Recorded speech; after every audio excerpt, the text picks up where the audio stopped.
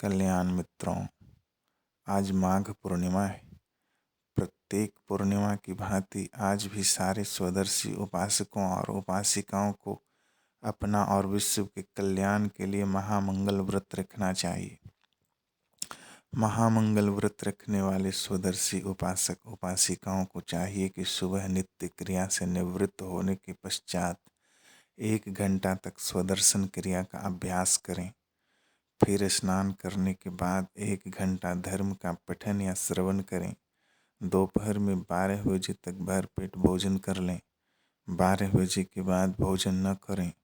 यदि बहुत आवश्यक हो तो सादा पानी, चीनी पानी, नींबू पानी, अदरक पानी, काली चाय, बटर मिल्क, जूस, शहद या घी का सेवन कर सकते।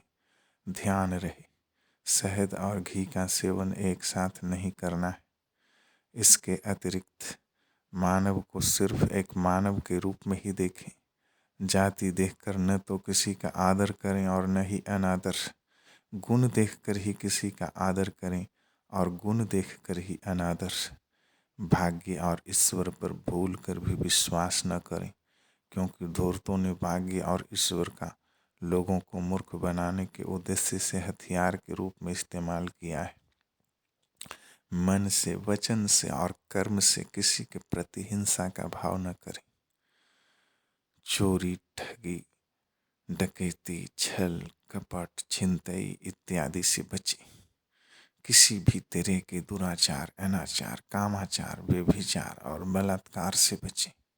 झूठ बोलने, निंदा, चुगली और बकबक करने से बचें।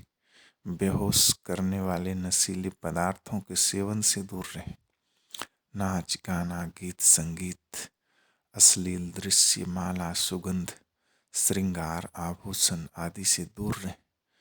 ऊंचे, गद्देदार और आरामदायक आसनों का त्याग करें। ऊपर, नीचे, आगे, पीछे, दाएं, बाएं सभी दिशाओं में सबके लिए मंगल कामना करें। मंगल तरंगे छोड़ें। धर्म का पहिया घुमाने वाले लोगों, संस्थानों, आश्रमों और विहारों को धन, वस्त्र और खिचड़ी का दान करें। रात में सोने से पहले आधा घंटा स्वदर्शन क्रिया करें। उसके बाद शरीर और मन को शिथिल छोड़ दें और सो जाएं। यही है महामंगल व्रत की संपूर्ण विधि। यूं तो कोई व्यक्ति अपनी सुविधानुसार किसी भी दिन महामंगल व्रत रखने को स्वतंत्र है, मगर कहते हैं कि माघ पूर्णिमा के दिन महामंगल व्रत रखने वालों को अन्य दिन व्रत रखने वालों से 32 गुना अधिक पुण्य प्राप्त होता है। यही कारण है कि माघ पूर्णिमा को 32वीं पूर्णिमा भी कहा जाता है। भगवान बुद्ध ने भी कहा है कि किसी अन्य दिन धर्मार्थ कार्य करने से जितना पुण्य मिलता है, उससे कई गुना अधिक पुण्य अष्टमी के दिन धर्मार्थ कार्य करने से मिलता है। अष्टमी के दिन धर्मार्थ कार्य करने से जितना पुण्य मिलता है, उससे कई गुना अधिक पुण्य चतुर्दशी यानी अमावस्या पूर्व के दिन धर्मार्थ कार्य करने से मिलता है। चतुर्दशी के दिन धर्मार्थ कार्य करने से जितना पुण्य मिलता है, उससे कई गुना अधिक पुण्य पूर्णिमा के दिन धर्मार्थ कार्य करने से मिलता है। भगवान कहते हैं कि जो व्यक्ति मेरे जैसा होना चाहता है, वह चतुर्दशी, अष्टमी, पूर्णिमा और अतिरिक्त छुट्टी के दिन 8 सीलों वाला उपोषित करे। इस जन्म में और अगले अनेक जन्मों में सुख, शांति, वैभव और मुक्ति की चाहत रखने वाले चतुर्दशी, पूर्णिमा, अष्टमी और अतिरिक्त छुट्टी के दिन उपोषित करें। महामंगल व्रत 8 सीलों वाले उपोषित का विस्तार है। इसके कई चमत्कारी लाभ हैं। महामंगल व्रत तत्क्षण फलदायी है। इसे आजमा कर देखने में कुछ भी बुरा नहीं। माघ पूर्णिमा को दांडारोपिणी पूर्णिमा भी कहा जाता है। होली से ठीक 1 महीना पहले दांडा रोप कर फाल्गुन के आने की सूचना दी जाती।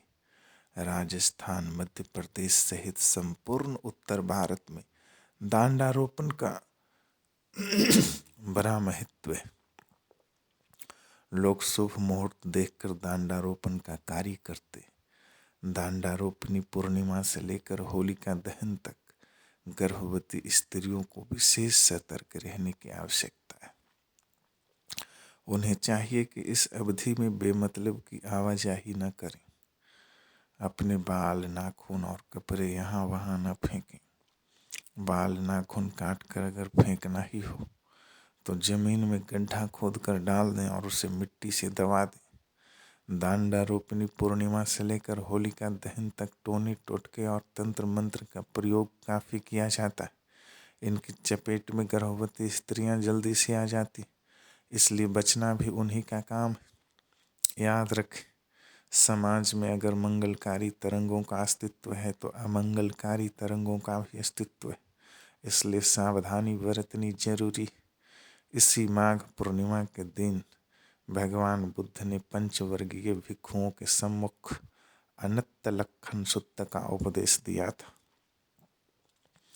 कहते हैं कि इस सूत्र को सुनने मात्र से पंचवर्गीय भिक्षुओं में से एक, जिनका नाम कौंडिन्य था, वह अरहत हो गए।